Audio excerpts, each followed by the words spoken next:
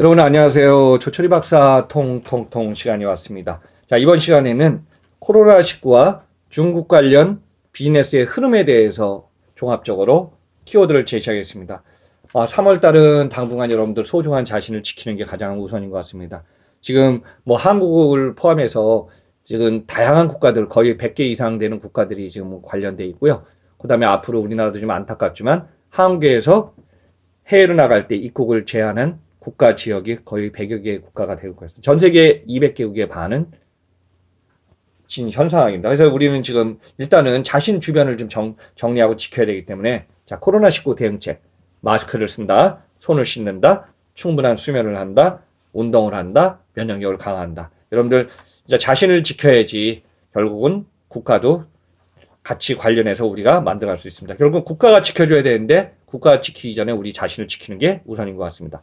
자, 지난 시간에 말씀드렸지만은 우리가 과거에 수출 수입을 하면서 중국의 의존도가 너무 높아 버렸어요. 자, 전 세계에서 우리나라는 수출 1위 중국, 수입 1위 중국입니다. 그래서 중국의 의존도가 높다 보니까 최근에 글로벌 데이터를 보니까요. 한번 이번 상황에서 중국이 한 100억 달러를 생산하는 데 있어서 이번에 이제 글로벌 공급망 체인이 정체되든가 서플라이 체인이 지금 스톱되고 연속성이 없어졌기 때문에 전 세계에서 지금 중국의 의존도가 높은 한국은 평균 수출 3억, 수입 2억 달러에서 100억 달러 생산 중에 5억 달러가 한국은 연관되어 있습니다. 그러니까 그만큼 무역 의존도가 높은 한국은 앞으로 이번 계기로 해서 자꾸 포트폴리오, 베트남, 인도, 말레이시아, 기타 소비가 커지는 이머징 마켓에서 분산하고 있기 때문에 중국의 비즈니스 거래 체계가 그렇게 뭐 원활하지 않지 않습니까? 항상 보면 중국은 불리할 때보다 자기네는 지킨다 하는 게 국가의 이념은 그런 것 같아요. 제가 뭐 정치가는 아니지만은 다급할 때 국가는 국민의 생명과 안전을 보호하고 지켜주는 게 국가예요. 그러면 뭐예요? 그냥 방목하듯이 다 뿔뿔이 흩어져 갖고 나중에 하면 어때요?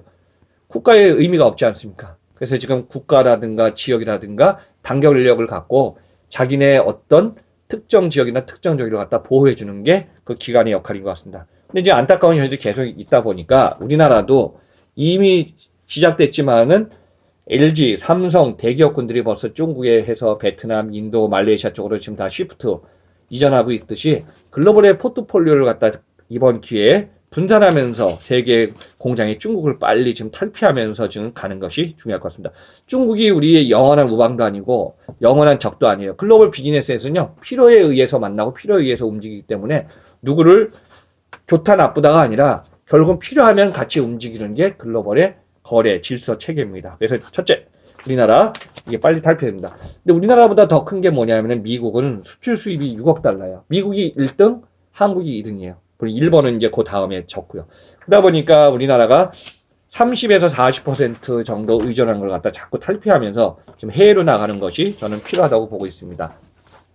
자, 유통기업의 판이 바뀌고 있습니다. 제가 이번에 상황을 보면서 어떤 업종들이 가장 타격이 큰가 했더니 저도 사실 여기서 여담이지만요. 4월 초에 태국 갈 일정이 있었고요. 그 다음에 6월 달에 캄보디아 일정이 있었고요. 그 다음에 9월에는 싱가포르 일정이 오래, 그 전에 제가 유튜브에서 얘기했지만 아세안 시장 한 4개국 정도를 좀 가려고 지금 계획을 해놨거든요. 근데 뭐 4월에 태국 일정은 일단은 벌써 취소시켜 놓고 이런 상황에서 앞으로 현 상황에서 지금 가장 힘든 게 여행, 항공, 음식, 숙박 업종, 서비스면서 우리가 이제 관련된 업종들이 많이 힘들어요. 물론 이제 영세 상업업자 하신 분들은 더 힘들어지셨겠죠. 그러다 보니까 이건 여담입니다만 이런 얘기까지 듭니다. 비행기나 우리 동선도 보면은 몰려있는 게 아니라 분산돼 갖고 라운드 이동을 해야지 원활하게 프로가 나오는데 최근에 이런 상황이 되니까 안타까운 현실은 우리나라가 전 세계에서 인천공항발 글로벌로 나가고 있는 비행기라든가 국가가 엄청 많거든요. 제가 알기로도 일본의 나리따를 훨씬 앞서 갖고 직항도 많거든요. 근데 이 안타까운 현실은 뭐냐면 우리나라의 아시아나 대한항공이나 항공사들이 해외에 나갔을 때 결국은 유럽에 정착하고 이착륙하든가 거기서 잠깐 몇 시간 있다가 또 다시 주로 이제 비행기의 항로를 이동하면서 거기서 이제 다 플라잉 비행을 하거든요. 근데 이 비행기가 지난번에 베트남 갔다 돌아오죠, 이스라엘 갔다 돌아오죠 하다 보니까 비행기는 작지도 않아요. 큰 비행기가 공항이라든가 뭐 정비사, 거기 뭐 공항 에어포트에 뭐 활주로, 그쪽에 보니까 비행기가 체류, 스톱해갖고 스테이 할 수 있는 장소가 지금 부족하다는 얘기가 나오고 있습니다. 왜냐, 비행기가 엄청 크잖아요. 자가용하고 달리. 그래서 이런 상황을 보면은 글로벌 시장에서 제가 그전에 말씀드렸지만 사람이 움직이는 패신저의 지금 패닉 상태가 있어갖고 결국은 국가별로도 일단은 차단해서 안 받아주겠다는 경우고 두 번째는 화물이 이동하는 카고에도 지금 큰 비상이 걸렸습니다. 과거 같으면요 화물이 이동해서 오버플로가 되든 아니면은 좀 적어갖고 저기 뭐야 컨솔을 할 때 물량을 갖다가 뭐 적다 많다 했는데 최근에는 뭐요 텅텅 비든가 아니면은 카고도 지금 많이 줄고 있어요. 그래서 제 아는 지인이나 뭐 저기 후배들이 그래요. 박사님, 그래도 글로벌도 많이 하고 유통물류 전자상거래 20년 하신 분인데 공급망 체인 이게 답입니까? 하고 물어보는 또 저기 후배가 있어요. 그래서 내가 그랬어요. 공급망 체인이 답은 아니지만은 글로벌 생산 공장 중국의 의존도가 높다 보니까 전 세계 시장이 2001년도에 중국이 WTO 가입. 그 당시에 요 얘기 제가 하겠습니다. 1990년대 후반에 중국은 그 전에 49년에 공산당 되면서 중국의 등소평이 집권하면서 등소평 시대에 미국이라든가 글로벌 시장에서 머리를 낮추면서 모든 걸 갖다가 보여주지 않으면서 열심히 하면서 우리 중국 하겠습니다. 그래서 중국은 결국은 기업들이 성장하기 시작했어요. 그래서 2001년도에 WTO에 중국이 가입하면서 미국의 지원과 전 세계 글로벌 기업들이 세계의 공장에서 중국을 다 뛰어든 거죠.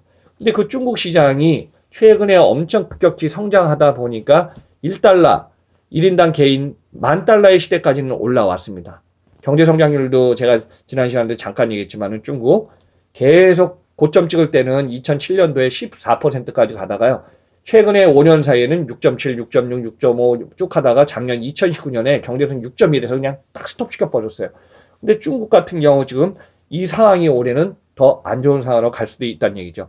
이런 상황에서 우리나라 지금 자체적으로 지금 경기 부양책을 한다고 추경 예산을 아마 제가 볼 때는 뭐 10조 원이 될지 어느 정도 되면 긴급 투입해갖고 지금 보완할 것 같고 여러 가지가 이제 긴급하고 단기 장기로 지금 할 것 같은데 결국 중요한 건 뭐냐면 이겁니다.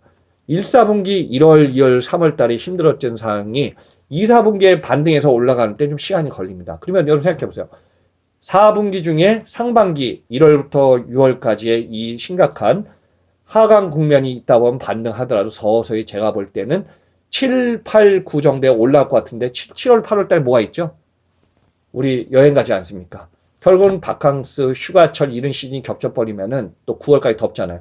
그래서 올해 전반적으로 우리나라가 경기 부양책을 하고 뭐 일자리를 창출한다 하더라도 그게 재정의 건전성 확보가 우선 시급한데 이게 금세 가속을 해서 이게 좋아질 것 같지는 않습니다. 그래서 이제 이런 상황이 앞으로 우리나라가 당분간 올해 2020년 안고 있는 과제로 보고 있습니다. 그래서 중국 상황이 계속되면은 중국도 힘들어진 게 아니라 중국하고 대의존도가 높은 우리나라 기업이 더 힘들어집니다. 이거는요, 제가 우리나라가 이렇게 했으면 좋겠다는 제 희망을 포함해서 과거의 일본이라든가 선진국들이 했던 사항을 제가 인사이트를 한번 제시하겠습니다.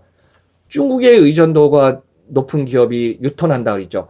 다시 돌아올 때는 뭐가 필요하냐면, 첫째, 중국의 철수 기업이 돌아와서 한국에서 할 수 있는 어떤 공장이라든가 제조시설이나 이런 걸 갖다가 유치할 수 있는 기업들이 돌아올 때 이거를 갖다가 만들어줘야 돼요, 시장을. 그러려면 조건이 있습니다. 이걸 갖다가 리쇼어링이라고 하는데요. 규제를 갖다가 강화하는 게 아니라 해외 기업이 돌아오는 건 두 가지 있습니다. 첫째, 해외에서 헤드오피스를 한국에 두면서 해외에서 비즈니스 하다가 부가가치 높은 사업 쪽을 할 때는 한국에 돌아와서 사업을 합니다. 그때는 어때요? 기업이 사업하기 좋고 성장하기 좋은 조건을 갖다가 계속 기업들을 만들어주고 미래지향적으로 갈 수 있는 걸 뒷받침해 준 게 첫 번째 조건이고, 두 번째는 국가 차원에서 강제로 돌아와서 고용을 창출하려고 하는 겁니다. 뭐 작년, 재작년에 있었던 미국의 트럼프가 애플도 돌아와라, 제조기업 돌아와라는 게 기억나시죠? 그래서 미국 내 파급 효과도 있지만 고용 창출하는 산업을 키워라 하는 케이스가 있습니다. 자, 전자는 기업 자체에서 자발적으로 오는 경우고, 후자는 기업이 오는 거를 떠나서 국가가 장려를 해줄 테니까 그만큼 국내 산업을 좀 활성화시켜라. 근데 여기 조건이 있습니다. 고부가가치 산업을 창출하든가요. 한 국가에서 과거처럼 완제품이라든가 완성품을 만들어서 부가가치 높은 상품을 국내에서 해외로 아웃바운드 수출할 수 있는 의존형이 돼야 됩니다. 이런 걸 신기업 비즈니스 창출을 만들 수 있는 자유경쟁 시대를 갖다가 비즈니스를 만들어주는 게 좋습니다. 또 하나는 저도 희망론이지만요. 노사관계의 미래지향이 융합이 될 때입니다.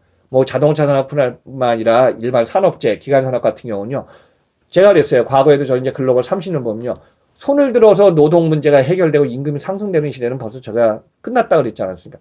결국은 손을 들어서 개선을 해갖고 미래지향으로 먹거리를 만들면서 손을 드는 거지, 손을 들어서 하다 보면 어때요? 과거의 선진기업들이 다 스톱을 하면은 국내에서 해외로 이전하고 떠나는 것처럼 국내 산업을 갖다가 보호가 아니라 육성하고 글로벌 쪽으로 나가면서 앞으로 미래지향적인 가치를 갖다 만들려면요. 손을 드는 게 아니라 손을 들 시간은 잠깐 하고 나머지 시간은 일하면서 손 들고 일하면서 손 들어야지 자꾸 개선책이 나올 것 같습니다. 자, 그 다음에 제가 제시하는 건요. 위기 극복 방안의 리스크 관리입니다. 자, 불확실성 리스크는 단번에 오지 않습니다. 서서히 파동을 주고서 예시를 해주는데요. 이 예시에 대한 흐름이나 감각, 촉을 잊어먹었다는 겁니다. 이 촉은 갖다 경험을 하면서 학습하면서 자꾸 나오는데요.